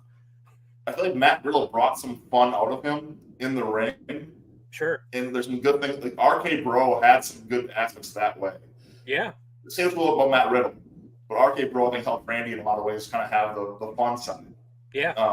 Especially now you have a family man Randy versus the teenage dirtbag Randy in his early career. Yep. So it's kind of cool to see that. It's kind of funny. It almost reminds you of Shawn Michaels' story a little bit, doesn't it? Absolutely. And it's a great parallel here. One thing I think is interesting too is that KO, if I had to think a wrestler to epitomize David Bacon, the group, our shows, everything, it's kind of Kevin Owens. Yeah, I would agree. There's one guy that locker room eating bacon. It's probably Kevin Owens and Otis. But yep. I mean, like KO exemplifies what I think the group comes into. Kind of that we're gonna say what we're gonna say. We don't care. Kind of the no BS attitude. That Gen X / early Zennial feel is kind of what I feel a lot of our group kind of exemplifies, right? Yep. A little boomer to that early Zennial line where I think we kind of where our sweet spot is. which is exactly the demographic that KO's going for. And what's not to like about a guy that didn't know English and learned it by watching wrestling? Right? I mean, isn't that crazy? Like, it's so funny when you hear interviews with him. He's like, I just thought Slobber Knocker and Barn Burner were just like normal everyday turns. Like, I didn't know that they were. You know what I mean? that's so good. Like, he's such a likable dude. And I've never met the guy, honestly. And but I hear like he's a super awesome dude too. Yeah. Like, I hear he's such a nice guy. So why are the best heels? And I know he's not playing the heel right now, but why are the best heels always the nicest guys? Does that make any sense? Speaking as one myself, yes, it does. Darn it, no. I mean, here's my thing. Like, I've looked around our conversations here in our group chats. I mean, I can be obnoxious. I can play the bad guy to kind of make you think. But if you know me, you know even my most asshole sides of me are always trying to draw better on people. And I think that's the part that you see with a lot of good heels. If I'm really being honest, look at like Bayley's heel work. She's bringing the best out of everyone around her in the process. And so I can take being disliked or hated or whatever else for a little bit. That's fine. If I challenge you and make you better, I've done my job. I want everyone I'm in contact with to be better for my interaction with them in some way or another. Don't be wrong. I want you guys to like me. I hope everyone likes me. But I also know reality is not everyone's going to like me. Sure, of course. I think that's why I look at a lot of heels in all seriousness. But why the heels are usually such good people is to play a heel and actually be a heel. Baby faces won't work with that. Your top guys won't want to work with that because now you got a bad guy who's frankly dangerous. If you're really a bad dude playing a bad guy, I'm not letting you take a screwdriver or glass into the ring with me. Yeah. Or a baseball bat or a sledgehammer or insert other weapon here. But if you're Triple H, if you're John Cena, like if you're a good dude, okay, you know what? Go ahead. I'll take a chair shot from you. Like that's me though. I mean, that's kind of where I'm firing from. But back to Mania here. Look, the women's matches. Do you want to run down the card and do predictions, or did you guys do that Tuesday night? I missed. So okay, we have power outages here in Wisconsin, so I literally could not get on to do the show. Okay. So run down the card quick. I'll start with night one. We have Rhea and Becky for the Women's World Championship. This is going to be a fun match. I feel like Rhea's run has gotten a bit stale, but I also I don't know that they want to put the title back on Becky. So I feel like Rhea's probably going to retain here. What do you think? I agree with you, actually. But I think that they're going to use Becky to help refresh Rhea. I think Becky has the character to help you either start to hate Rhea, or I think this is where we start seeing the Bloodline, Judgment Day. We're going to see a lot of factions kind of fold in the next few weeks. That's what I was going to ask you. Do you see that Rhea's starting to work her way out of Judgment Day at this point? Absolutely. I think you see it right now with LWO courting Dominic Mysterio. Priest has his Money in the Bank cashed in yet. I mean, they abuse JD McDonough like he's nobody. So it's as much as we all love factions, how many of them really last that long? Not many, right? That's why they're awesome, though, because it's a scarcity effect. And that's why they try to retread them. It never hits the same way. Yep. The Field reboot didn't hit the same way as the Shield originally. Yep. NWO reboots didn't hit the same. Like that first time, you can try to do DX right now. It's not going to hit the same. Right. So that's where I think that those brief moments, you capture lightning in a bottle. And I'll use Undisputed Era as a great example of this. NXT had the Undisputed Era, had the Golden Era in NXT, and that was a beautiful, beautiful, beautiful moment. Thank you, Charlie. Becky, I disagree with you here. I think the fans want it. The only thing that scares me here is being on night one is that night one tends to be the fans' night, and night two tends to be the bookers' night. So we'll see what happens there. But back to what I was saying here is I think that for the Judgment Day, it's kind of run its course. I agree. I think it's getting a little stale, and her run too, I feel, is getting stale. but I just don't think that Becky's the one to take it off of her. I really don't. And I love Becky. Don't get me wrong. I think Becky's awesome. But I don't feel like this buildup was right to put her at a championship spot. Does that make sense? Completely agree. Yes, Yeah. I completely agree. I think the plan would have been Charlotte. Because Charlotte and Rhea have had great matches before. Yep. But Charlotte got hurt, and look, Charlotte and Rhea matches. I'll watch them wrestle forever. I think what they're hoping to have happen is that I think they're hoping to have Jade be ready here pretty soon for her. I think you're probably right. I don't think she's ready personally. Jade, though, the 6-woman tag team match with Bianca, Jade, Naomi against Damage Control, that's gonna be better than expected. And for I a number agree. of reasons. I agree. Athletic people in that match for sure.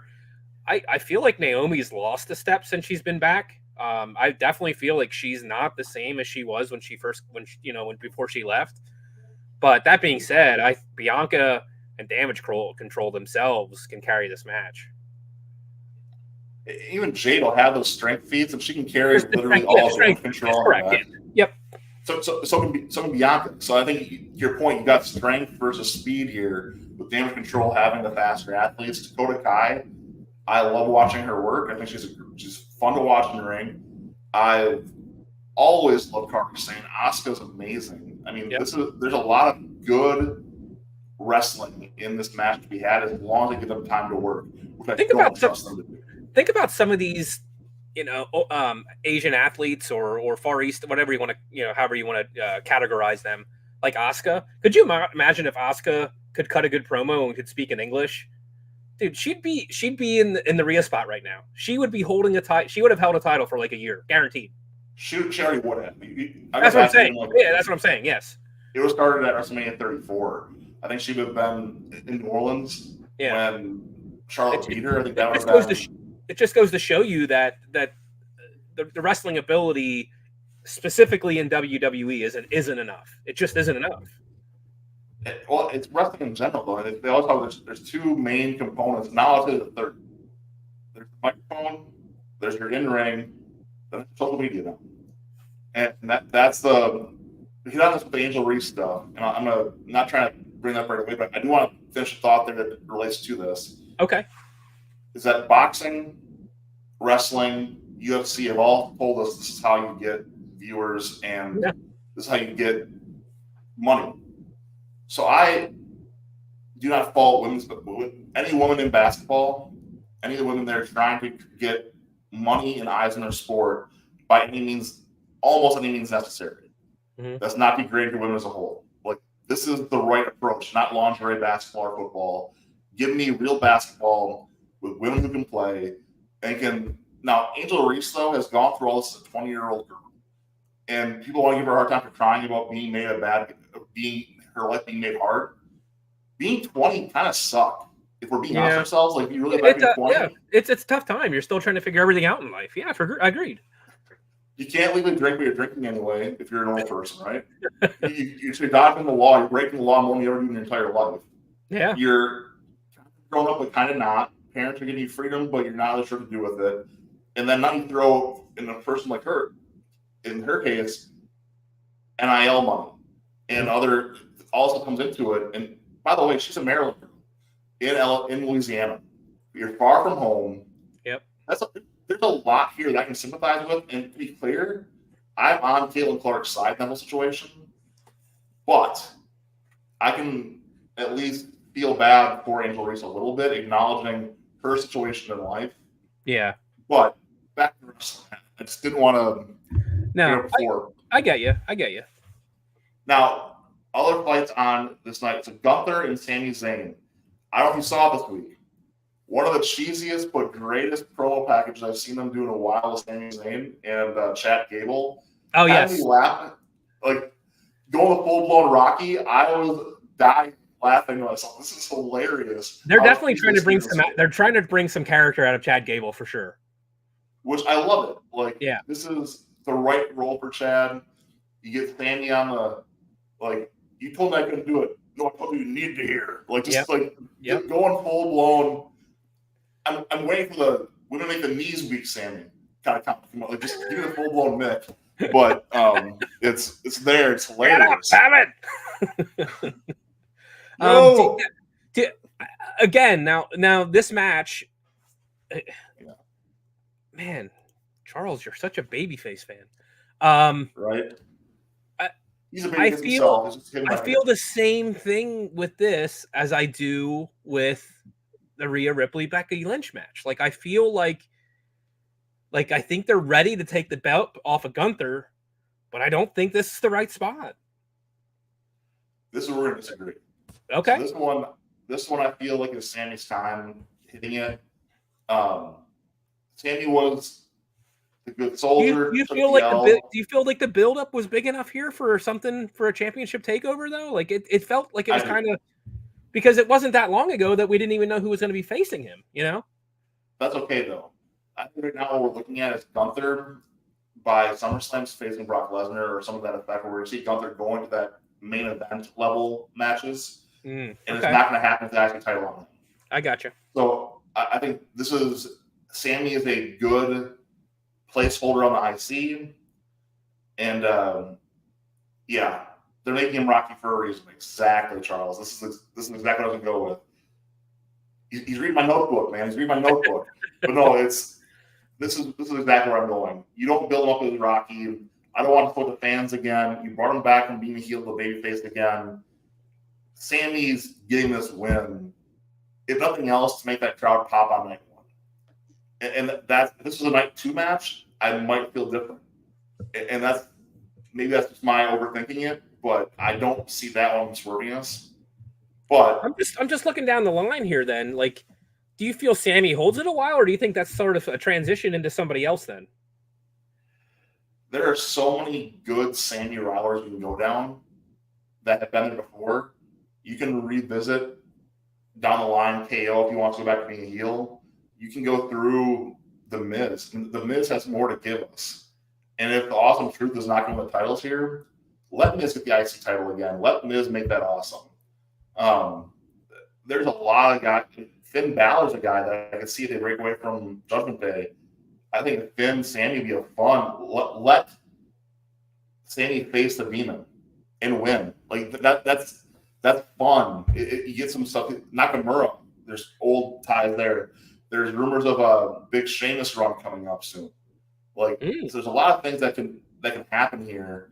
That there's no shortage of fun enemies. I'll go with LWO. Santos Escobar could be good. That could be a good program. So I hear what you're saying. I feel like this is Sammy's time to win it. His time to get that big WrestleMania moment for him. Because Sammy's WrestleMania moment to this point has been what? Losing Jackass. to Roman? No, the Jackass match. Exactly. So, I mean, I just no. This is where I want him to get his win, have that shining lights moment. Everyone can chant Sammy.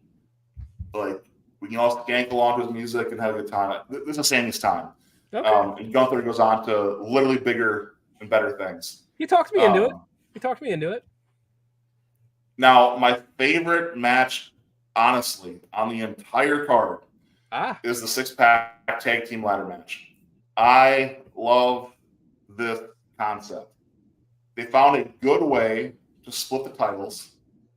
That still works in storyline. You have plenty going on in this match. So Judgment Day drops these titles, which goes back into our whole. You get this again, sets up. Priest is not tired then. Night 2, he can come out and he can steal that belt after Cody finishes the story just to piss us all off when we go home, which is classic WWE. Do they want to piss everybody off in Philly again? Absolutely. It's exactly who you want to piss off. Montreal, Philadelphia, New York. That's who you want to piss off. So Chicago. Okay. So then who steals the belts here then? Okay. Glad you asked. So I think that we're going to get at least one going to New Catch Republic because they are one of the best tag teams right now, like overall running. If it's not them, then it's DIY. So one of those two teams gets one of the belts. It has to. I think the New Day gets the other one. Really? So there's apparently been, no pun intended, traction on Big E making your return.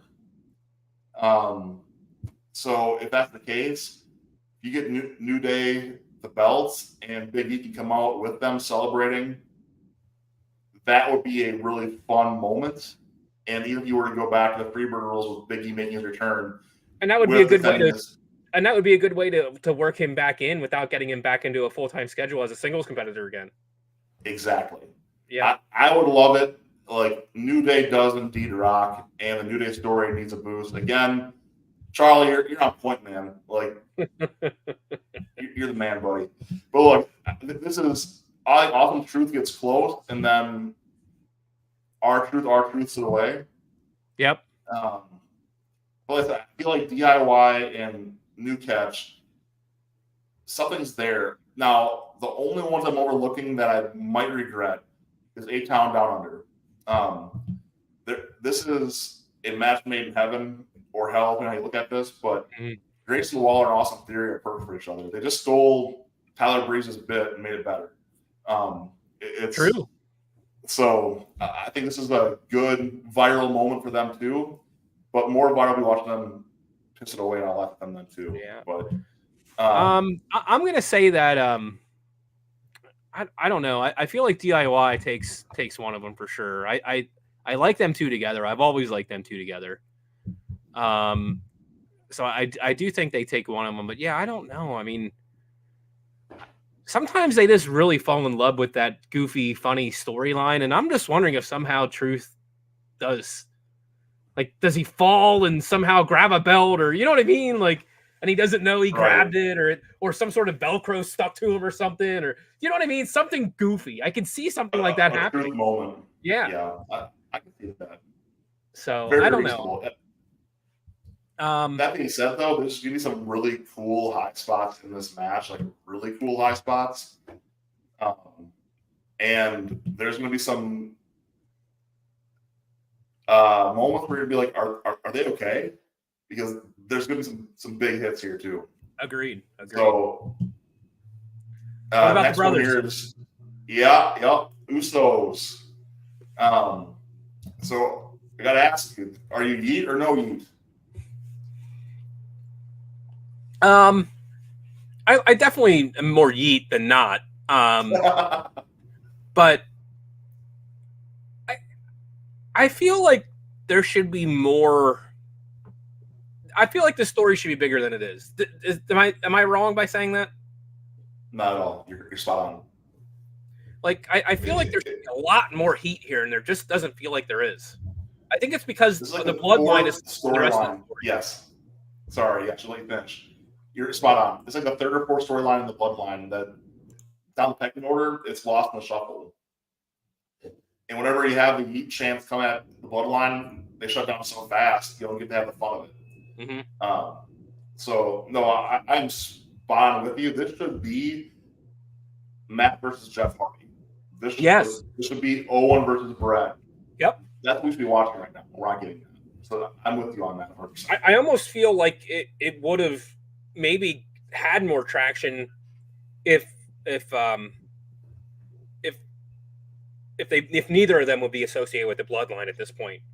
If they both would have kind of went off, and then because I feel like with being associated with the bloodline, that like it's just taken too much attention on their rivalry now, and it's more just about the bloodline still. So I don't know. That being said, I don't see. I wonder. It's crazy to me to look at this card and see that. Does Solo ever wrestle? I mean, I know he wrestled Monday night, but does he ever wrestle? Like, he's been losing a lot. Not for me. But I'm wondering if this is where somehow he comes into this, and this is where we start to see Solo start to maybe break off the bloodline, and maybe he or Roman or somebody. This is where I think that Roman Solo turn is going to happen, somewhere around here. This is what I'm thinking. Okay. And I think it's going to have something to do with this match. I want Rikishi to officiate this match. Oh, I don't know if you saw his Facebook, but he's on his way to Philly right now. So that's what I want wearing stripes for this match. Like, and whoever loses gets stink face. Go for it, man. Like, just give me that more bloodline family drama, and I'm for it. You know what? I would love to see all of the Samoans in the front row for this whole WrestleMania. To be honest, I would love it. Yes. Yeah. Yeah, that'd be a lot of fun. I want to see Rock's mom slap him. Yep. All those things.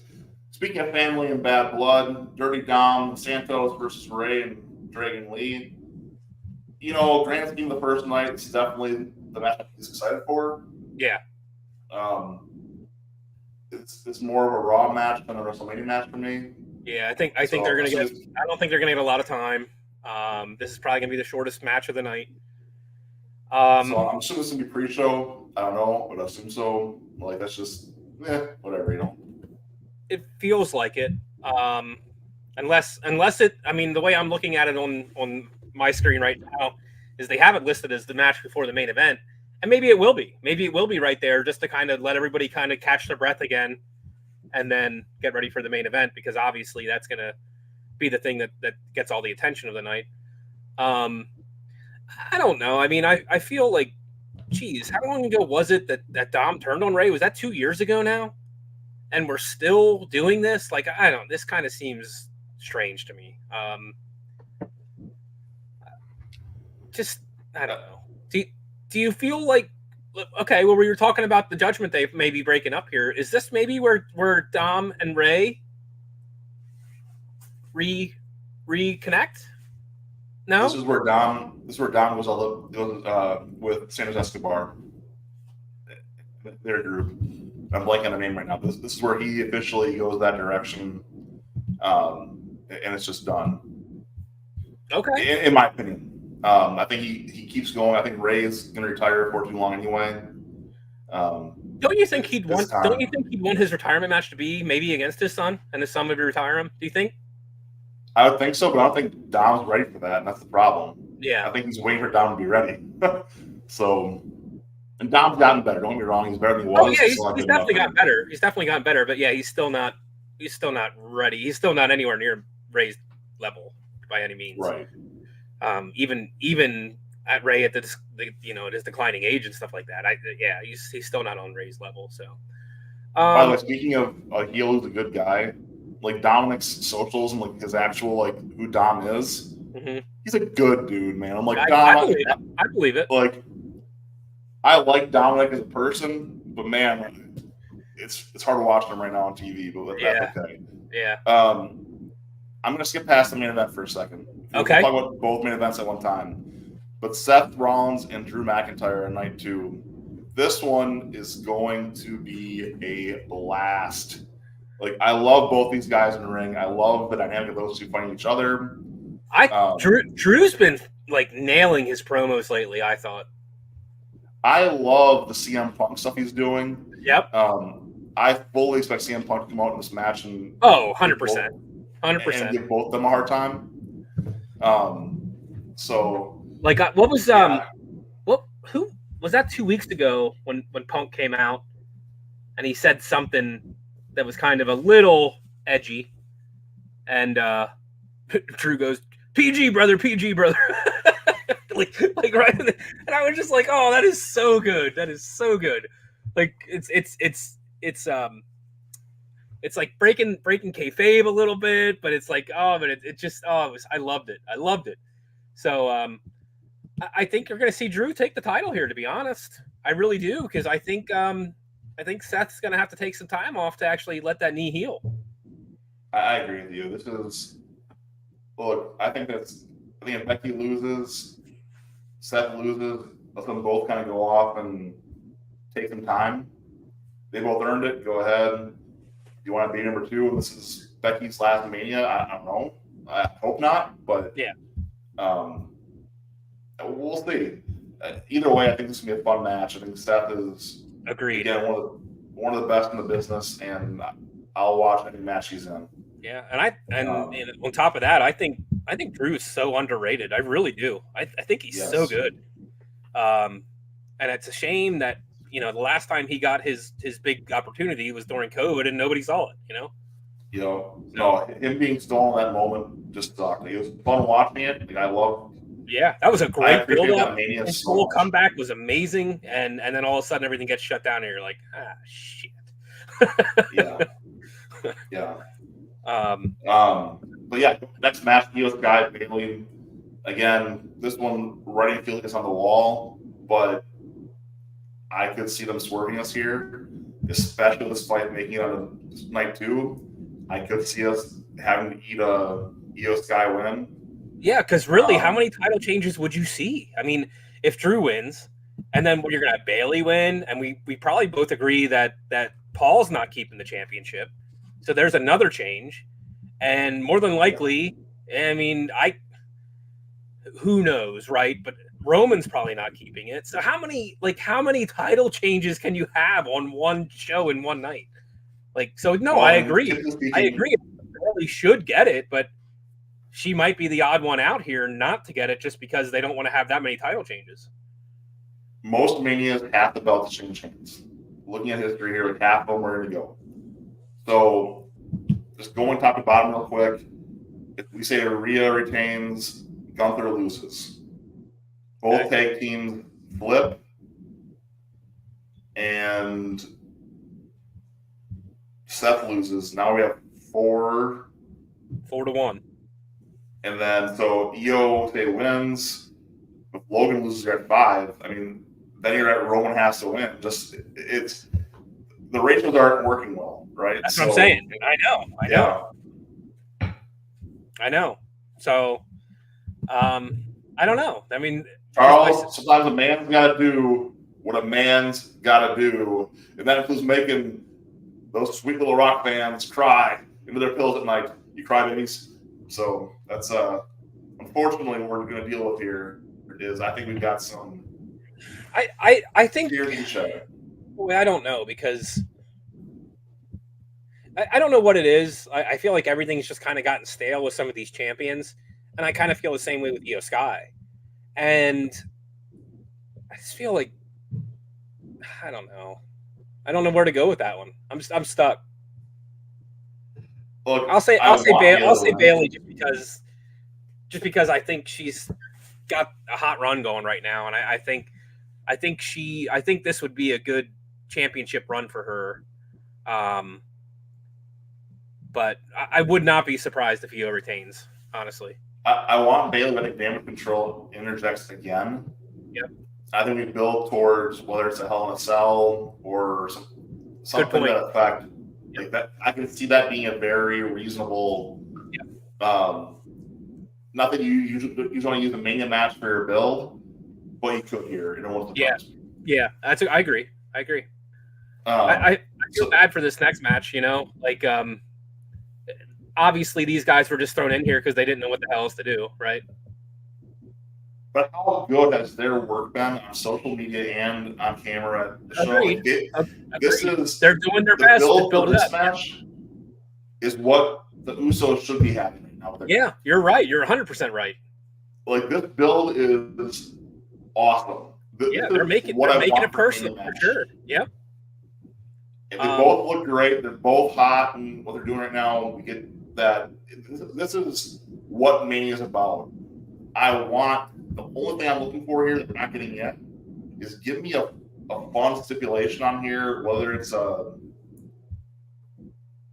unsanctioned match, no holds barred, something like that's what we're missing right now in this match. Because this is gonna let them go get bloody, let them go get stupid. I mean, they've already got Philadelphia Street Fight, which is, in my opinion, really, really, really wasted with the Pride and the Final Testament. Yes.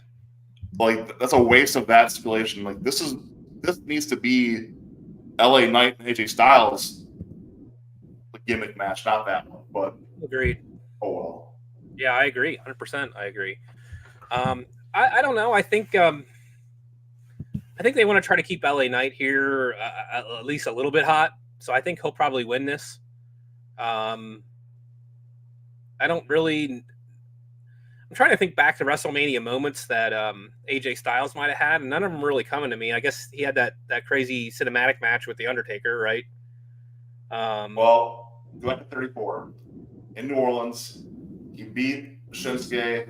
Shinsuke Yes. on his knees, gives him the belt, and then gets the nut shot. Yeah. So Shinsuke's heel turn is probably that big moment and big win for AJ at Mania. Yep. So yeah, with that being said, I think they'll go LA here.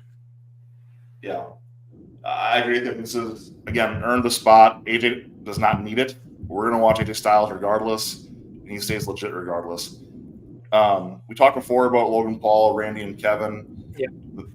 Honestly, I don't even want to give the Pride and Final Testament time of day right now. This is a really good Raw match and a really crappy Mania match. Yep. So, going into the Bloodline matches here, Roman Reigns matches. Night 1, what do you expect? I'll tell you what I like about it is the fact that I don't know what to expect, and I love that. Yeah. Something, as we were talking about before when we first started talking about this in this segment here, something tells me that why do you bring up the Bloodline rules match idea if it's not going to happen? I don't understand that. That makes me think that somehow or another the Bloodline is going to win this. But with that being said, what's with all the teases of Cena and Austin and all that stuff? Like, did they not help Cody and Seth on night 1, but somehow help Cody on night 2? I don't know. So much earlier in the show, this is where I want to back around to. I think that if Rock and Roman get the win by hook or by crook, you have the last match of Mania is Roman versus Cody Bloodline rules. And they will sell us on this is Cody cannot win this. This is blah, blah, blah, blah, whatever. But to your point, Cena, Stone Cold, everybody comes out and helps.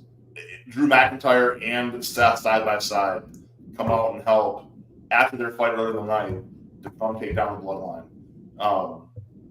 You get Randy Orton out there. You get all the guys that have been screwed by the Bloodline this last couple of years all come out and they all just lay waste to them. Your Intercontinental Champion, Sami Zayn. I'm telling you. I mean, it's the story writes itself there where everybody can come out and just take their shots on Roman, on Solo. Paul Heyman's going to the Hall of Fame, so they might want to keep him in the stocks behind the barrier. But everything else, man, I think you can let the whole locker room take their lick on the Bloodline, and you will have a very happy crowd leaving, regardless of the rest of the night. Like, that can send everyone home really happy. Until Damian Priest comes out. Until Damian Priest comes out and ruins it all. And I laugh hysterically. So, how much longer does he have that? Does he have to cash that in? When was that? Is that July? Is that when that is? It's 1 year. So, yeah. Until the next Money in the Bank, technically. Yeah. But, I mean, the history, again, going back on this, was it Seth Rollins had his cash in at Mania? There's been other very big cash in moments at Manias. I think the fact that they put Priest match on night 1 teases this for me, at least, where I'm like, okay, it's going down. That's me. I think that's how you see us all kind of build together. Boy, that would piss people off. That would piss people off. It would be Montreal Screwjob level of like stuff getting broken and people angry. And I would. And Rock could still say, Cody, you didn't finish your story. Right.